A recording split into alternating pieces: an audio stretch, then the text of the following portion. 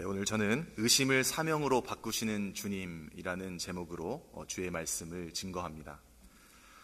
사랑하는 성도 여러분, 우리가 오늘 함께 읽었던 이 본문 말씀은 단순한 예수님의 부활 이후의 그러한 에피소드가 아니라 우리가 예수를 믿어 영원한 생명을 얻기 위해 반드시 거쳐야 할 의심과 확신의 그러한 여정을 극적으로 보여주고 있습니다.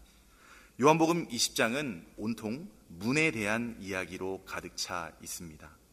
우리 첫 번째 슬라이드를 한번 보겠습니다. 네, 무덤의 열린 문이죠. 막달라 마리아가 예수님의 무덤에 찾아갔을 때 무덤의 무덤의 문은 이미 굴러져 열려 있었습니다. 그러나 열린 문은 그녀에게 해방이 아니라 시신을 도둑 맞았다라는 더 큰 혼란의 문이 열리게 되었던 것이죠. 여러분 보시는 사진은 예수님의 무덤으로 추정되는 곳 중인 하나인 무덤 정원이라는 곳인데 제가 직접 이스라엘에 가서 촬영했던 사진입니다. 여러분 다행인 것은 이 무덤이 비어 있었다라는 것이죠. 예수님께서 부활하셨기 때문에 이 무덤이 비어 있는 줄 믿습니다. 두 번째로 제자들의 문입니다. 그날 저녁 제자들은 유대인들이 두려워 방에 모여 문을 굳게 걸어 잠갔다라는 것이죠. 그 문은 물리적인 문이기도 하지만 좌절에 대한 두려움의 문이기도 했고 공포의 문임을 우리가 말씀을 통해서 깨닫게 됩니다. 또한 세 번째로 닫힌 문인데요.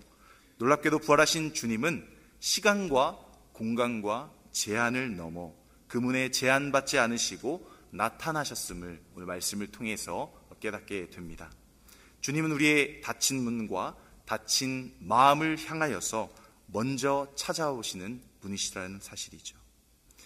그러나 오늘 본문은 그 감격스러운 은혜의 자리에 부재했던 한 사람, 바로 도마의 이야기를 조명하는 것을 보게 됩니다. 그의 부재는 곧 영적인 거리감을 낳았고 이 거리감은 완고한 불신앙의 문을 굳게 걸어 잠그게 되었다라는 것이죠.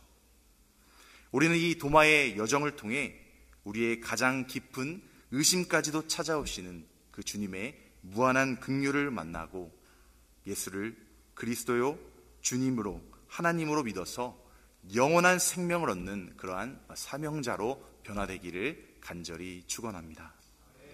첫째로 우리는 함께 있을 때에 믿음이 더욱 강해집니다.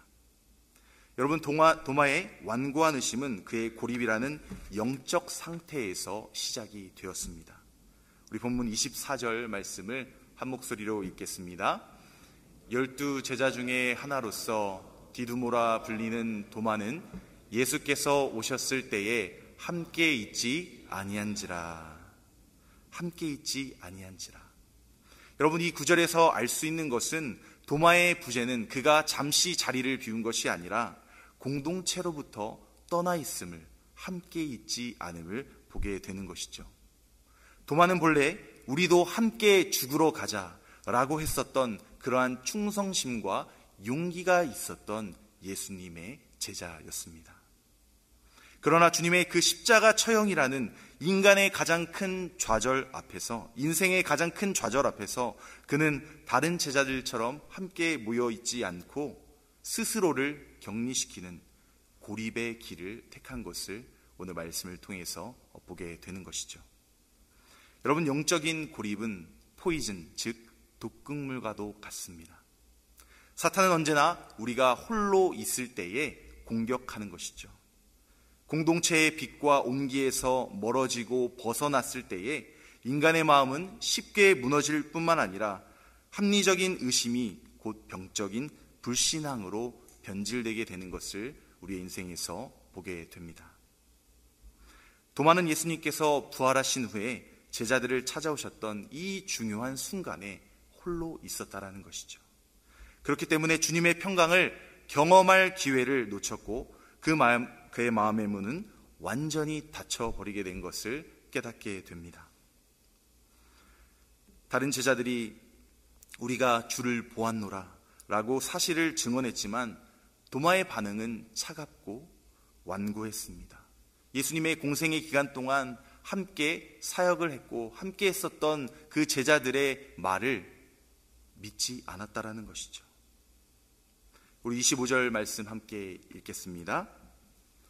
다른 제자들이 그에게 이르되 우리가 주를 보았노라 하니 도마가 이르되 내가 그의 손에 못자국을 보며 내 손가락을 그 못자국에 넣으며 내 손을 그 옆구리에 넣어 보지 않고는 믿지 아니하겠노라 하니라. 여러분, 도마는 지금 청각적인 증언을 거부하고 오직 시각과 촉각적인 증거만을 요구하고 있는 것을 보게 됩니다. 여러분, 그의 요구는 결코 믿지 않겠노라는 헬라어의 이중 부정으로 정점을 찍는 것을 보게 됩니다. 아주 강력한 부정이라는 것이죠. 도마는 자신의 이성과 경험을 진리의 판단 기준으로 삼았고 또 부활의 진리보다 자신의 주관적인 경험을 더 높은 자리에 두는 경험주의적 불신앙의 대표 주자가 되는 것을 보게 되는 것이죠. 다음 슬라이드를 보겠습니다.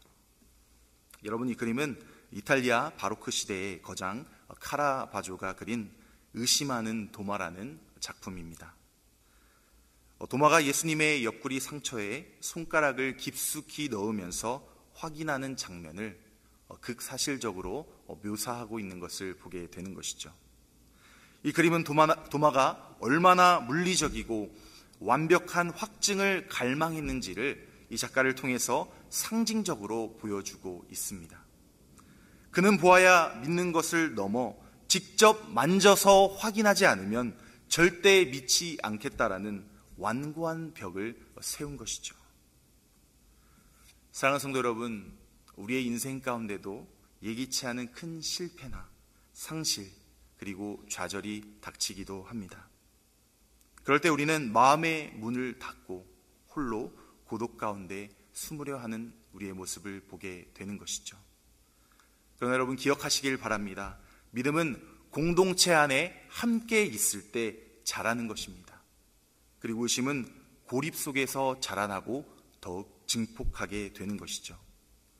주님이 약속하신 성령의 역사는 이 교회라는 공동체 안에 있을 때에, 믿음의 공동체 안에 있을 때에 가장 강력하게 역사합니다. 사랑하는 성도 여러분, 혹시 지금 아파하면서 공동체 가운데에서 멀어진 분이 있으시다면 공동체 안에서 우리를 인내하시고 기다리시는 그 주님을 만나시는 저 모든 성도님 되시길 주님의 이름으로 축원합니다. 오늘 바로 말씀을 통하여 함께함으로 인하여서 저와 여러분의 믿음이 더욱 강하여지기를 소원합니다. 두 번째로, 주님은 의심하는 자를 포기하지 않으시고 인내로 기다리십니다. 주님은 도마의 강력한 불신앙에도 불구하고 그를 포기하지 않으셨다라는 것이죠.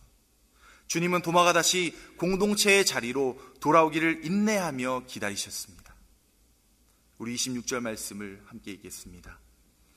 여드레를 지나서 제자들이 다시 집 안에 있을 때에 도마도 함께 있고 문들이 닫혔는데 예수께서 오사 가운데 서서 이르시되 너희에게 평강이 있을지어다 하시고. 아멘. 여드레를 지나서 제자들이 다시 집 안에 있을 때에 도마도 함께 있고 문들이 닫혔는데 예수께서 오사 서서 이르시되 평강이 있을지어다 라고 말씀해 주셨죠. 여드레를 지나서는 첫 부활 사건 이후 정확히 일주일이 지난 안식 후 첫날인 주일이었습니다. 여러분, 이 두 번째 만남의 자리는 마침내 도마도 함께 있었다라는 것이죠. 우리 다음 슬라이드를 보겠습니다. 여러분, 24절과 26절 말씀을 보게 되면 말씀의 대조를 이루는 것을 우리가 보게 됩니다. 홀로 있었던 도마가 이제는 예수님의 제자들과 함께 있는 것을 보게 되는 것이죠. 주님은 우리가 실패의 자리, 의심의 자리에서 스스로 돌아오기를 인내하며 기다리시는 긍휼의 하나님이십니다. 그리고 주님은 다시 한번 문을 넘어오셔서 평강을 선포하셨습니다. 너희에게 평강이 있을지어다. 너희에게 샬롬이 있을지어다.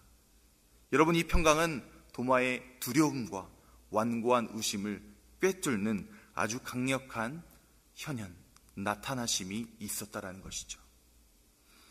예수님은 도마에게 곧바로 다가서시면서 그가 일주일 전에 했던 그 불신앙의 말을 토시 하나 틀리지 아니하고 그대로 말씀해 주셨음을 말씀을 통해서 알게 됩니다. 27절의 말씀을 제가 봉독합니다. 도마에게 이르시되 내 손가락을 내밀어 내 손을 보고 내 손을 내밀어 내 옆구리에 넣어보라. 그리하여 믿음 없는 자가 되지 말고 믿음 있는 자가 되라. 아멘. 여러분, 이 말씀은 예수님이 도마의 말을 트집 잡아서 하는 말씀이 아니었다라는 것이죠. 그리고 도마에 대한 꾸짖음도 아니었습니다. 예수님의 말씀은 도마를 회복시키기 위한 초대였다라는 것이죠.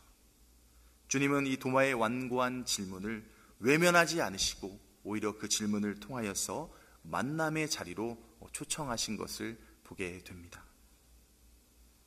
27절 말씀에 내밀어라는 단어가 두 번 나오게 됩니다. 반복되는 것이죠. 여러분, 이 내밀어라는 단어의 원어적 의미는 끌어오라, 가지고 오라는 그러한 의미를 가지고 있습니다. 주님은 이렇게 말씀하시는 것이죠. 너의 의심을 내 상처 앞에 가지고 오라. 너의 상처를 내게 끌어오라. 그렇게 말씀하고 계시는 것을 보게 됩니다. 주님은 우리에게 가장 정직한 질문, 가장 아픈 상처까지도 당신의 상처와 연결시키길 원하셨습니다. 주님은 당신의 그 상처를 통하여서 도마의 상처가 회복되기를 원하셨다라는 것이죠.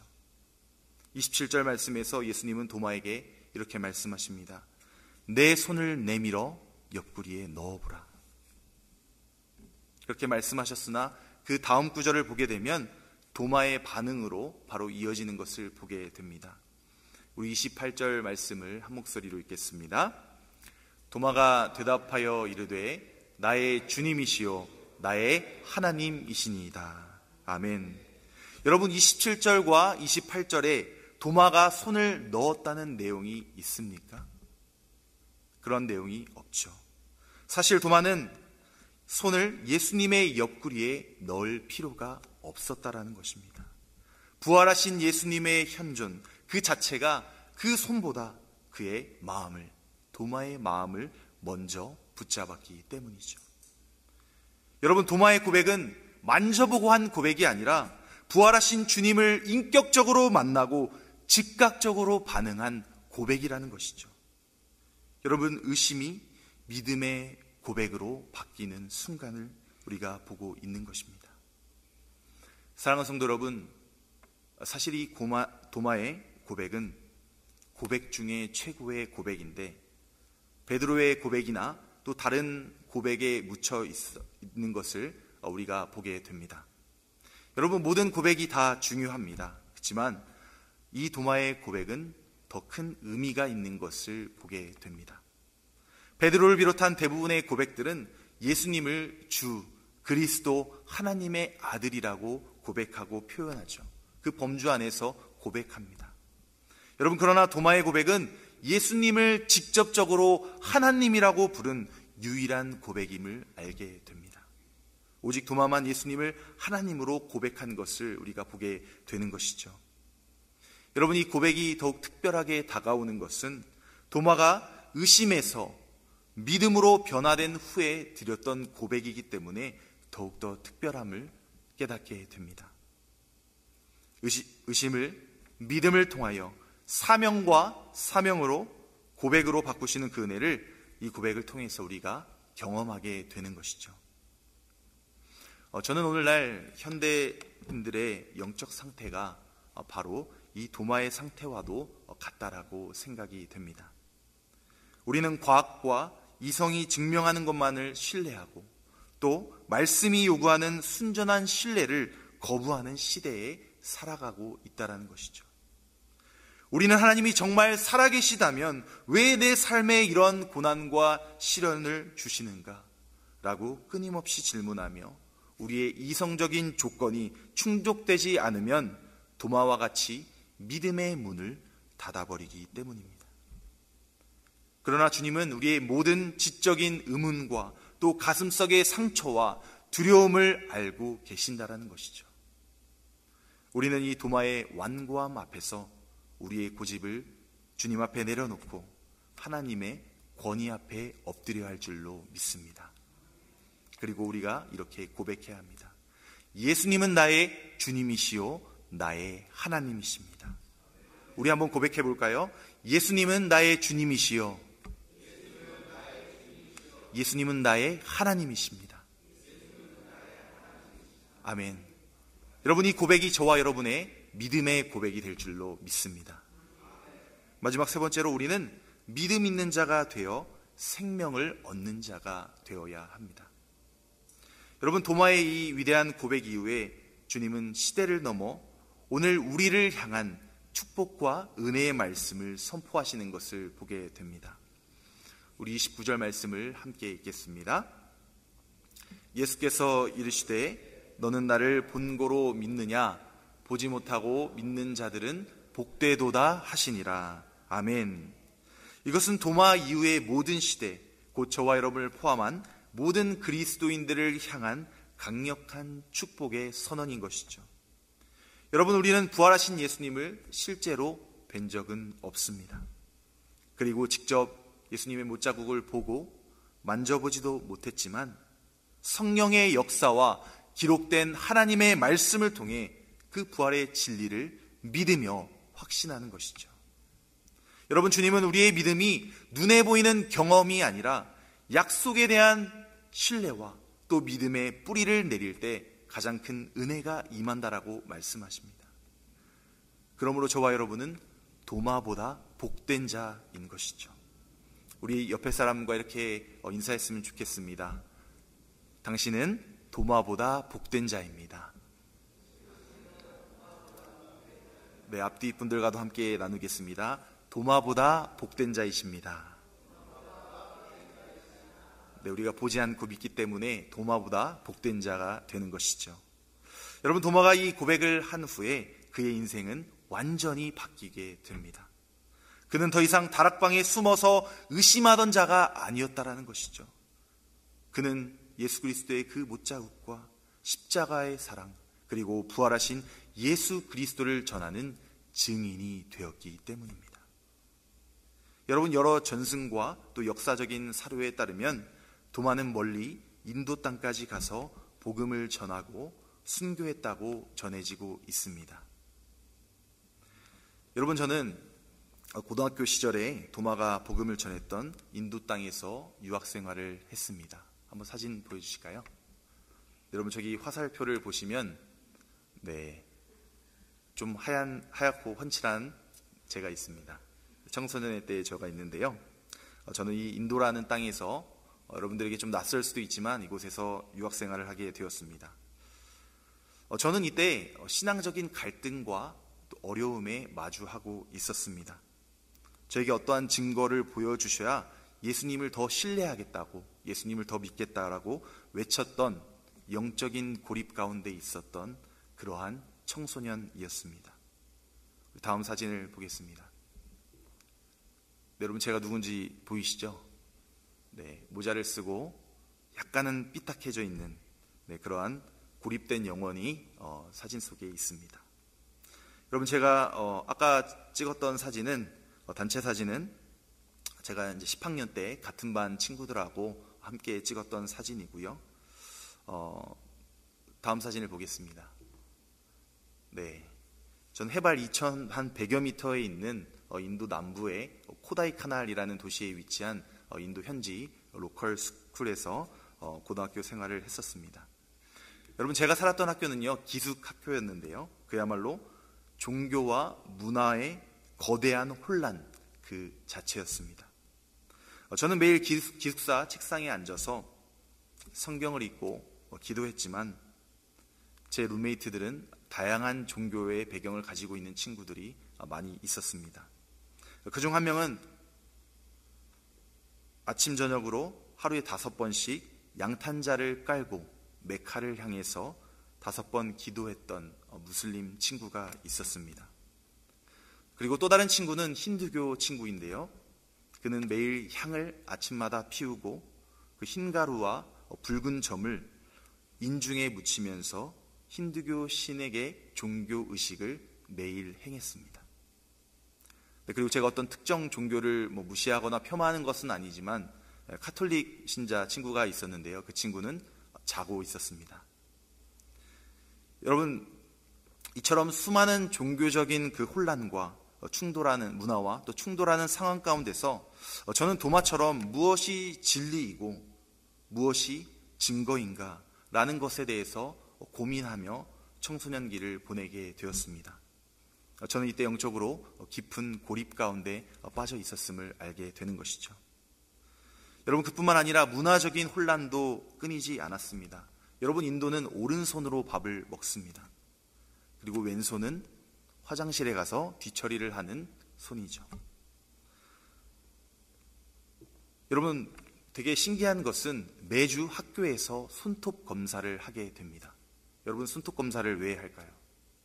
오른손에 음식과 이물질이 끼고 왼손에 다른 것이 끼기 때문에 청결을 유지하기 위해서 이 손톱 검사를 하고, 만약에 손에 무언가가 끼어 있으면 손등을 회초리로 때리는 그러한 문화적인 충격 가운데 저는 살아갔습니다. 여러분, 저는 이 문화적, 종교적인 혼란 가운데서 도마와 같이 의심의 벽을 점점 쌓게 되었고, 주님과의 관계는 점점 멀어져 갔음을 깨닫게 되었습니다. 저는 영적인 고립이 더욱 깊어져 가고 있을 때 방학을 맞이해서 도마의 순교지가 있는 첸나이라는 대도시에 가게 되었습니다. 방학이라 할 것도 없었고 관광지는 대부분 힌두교 사원이었기 때문에 저에게 다른 옵션은 없었습니다. 우리 다음 사진 보겠습니다. 네, 저는 그래도 내가 지금 영혼의 어두움 가운데 있고 영적인 어려움과 고립 가운데 있지만 그래도 그리스도인이기 때문에 도마의 순교지라도 한번 가보자 라는 그러한 생각으로 그곳을 가게 되었습니다. 저는 도마 순교지를 돌아보면서 도마가 어떻게 인도에서 복음을 전하게 되었고 기도하는 가운데 창에 찔려 순교했다는 그러한 이야기를 듣게 되었습니다. 네, 저 사진은 도마가 순교했고 또 도마의 그 무덤이 저 아래에 있는 그 곳을 제가 촬영한 것입니다.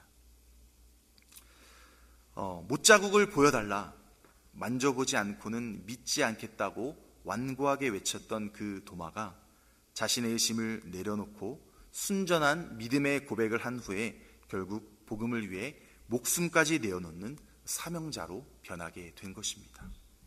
저는 그 자리에서 주님 앞에 회개의 눈물을 흘렸습니다. 주님, 제가 주님의 부활을 믿지 못하고 세상에 증거만을 요구했습니다 라고 말이죠. 저는 그날 도마가 그의 의심의 자리에서 소명자로, 사명자로 변화가 되었듯이 이제는 살아도 주를 위해 살고 죽어도 주를 위해 죽겠다라는 그러한 기도를 드리며 소명을 받게 되었습니다. 저는 그때 보이지 않는 하나님을 믿음의 눈으로 바라보게 되는 계기가 되었습니다. 저는 증거를 요구하던 그러한 학생에서 그 증거이신 예수 그리스도를 전하는 목회자로 부름을 받게 되었습니다. 여러분, 이후 저의 삶은 완전히 새로운 방향으로 바뀌게 되었습니다. 저는 목회자로 부르심을 받은 이후에 방학 때마다 기회를 만들어서 인도 땅을 다시 찾게 되었습니다. 단순히 유학 시절의 추억을 찾는 것이 아니었습니다. 복음의 빚진 자로서 그곳의 현지의 교회를 섬기게 되었고요. 또 슬럼가에 찾아가서 복음을 전했습니다. 그리고 제가 공부했던 그 기숙학교의 선배로서 다시 그곳에 가게 되었는데요. 저의 삶과 또 신앙의 여정에 대한 간증을 또 믿지 않는 후배들에게 전하고 또 복음을 전하는 그러한 은혜의 시간을 갖게 되었습니다. 하나님께서는 저의 완고했던 그 의심을 당신의 도구로 사용하시기 위해 여러 과정을 통하여서 저를 다듬어 가셨습니다. 그리고 마침내 그 모든 영적인 고립과 혼란의 여정을 간증 삼아 오늘 이 자리에 주님의 말씀을 전할 수 있게 되었습니다. 사랑하는 성도 여러분, 주님은 저와 여러분의 가장 깊은 혼란과 의심 가운데 찾아오셔서 평안, 샬롬을 주시고 저와 여러분을 부활의 증인으로 부르신다는 것을 믿으며 나아가기를 소망합니다. 여러분, 요한 사도는 요한복음의 모든 표적과 기록을 남긴 궁극적인 이유를 오늘 본문 말씀을 통하여 명확하게 선포하며 우리를 사명자의 자리로 초대합니다. 우리 본문 30절과 31절 말씀을 한 목소리로 읽겠습니다. 예수께서 제자들 앞에서 이 책에 기록되지 아니한 다른 표적도 많이 행하였으나 오직 이것을 기록함은 너희로 예수께서 하나님의 아들 그리스도이심을 믿게 하려 함이요 또 너희로 믿고 그 이름을 힘입어 생명을 얻게 하려 함이니라. 아멘. 여러분, 31절 말씀을 보게 되면 두 가지 목적이 기록되어 있는 것을 보게 됩니다. 첫째는요, 예수께서 하나님의 아들 그리스도이심을 믿게 하려는 데 있다라는 것이죠. 그리고 두 번째 목적은 믿고 그 이름에 힘입어 생명을 얻게 하려는 것입니다. 여러분, 이 믿음은 지식으로 끝나지 아니하고 영원한 생명을 얻어 새로운 존재, 그 존재로 살아가게 하려는 주님의 궁극적인 뜻인 것을 보게 됩니다. 사랑하는 성도 여러분, 우리는 이제 믿음 없는 자로 머무를 수 없습니다. 주님의 그 부르심에 응답하며 믿는 자가 되어야 한다는 것이죠. 여러분, 우리는 이제 보지 않고 믿는 복된 자로서 하나님의 아들 그리스도를 믿음으로 영원한 생명을 얻었습니다. 이제 우리는 사명의 문을 활짝 열고 세상 가운데로 나아가야 한다는 것이죠. 우리의 신앙은 나의 주님, 나의 하나님이십니다 라는 이 고백에서 멈춰서는 안 된다는 것입니다. 여러분, 이 고백을 통하여서 저와 여러분의 삶의 방향이 의심에서 믿음을 통하여 사명으로 전환되어 생명을 얻는 자가 되어야 할 줄로 믿습니다. 사랑하는 성도 여러분, 오늘 우리는 도마의 여정을 통하여서 우리의 닫힌 마음의 문과 영적인 자화상을 보게 되었습니다. 실패에 대한 두려움, 경험에 대한 고집, 그리고 공동체로부터 고립이라는 문 뒤에 숨어 스스로를 불신앙의 감옥에 가두었던 우리의 모습을 오늘 말씀을 통해서 발견하게 됩니다. 그러나 주님은 그 모든 닫힌 문을 넘어 우리에게, 저에게 나타내 보이셨습니다. 우리의 질문과 우리의 상처를 당신의 못자국난 손으로 어루만지시며 이렇게 말씀하시는 것이죠. 믿음 없는 자가 되지 말고 믿는 자가 되라.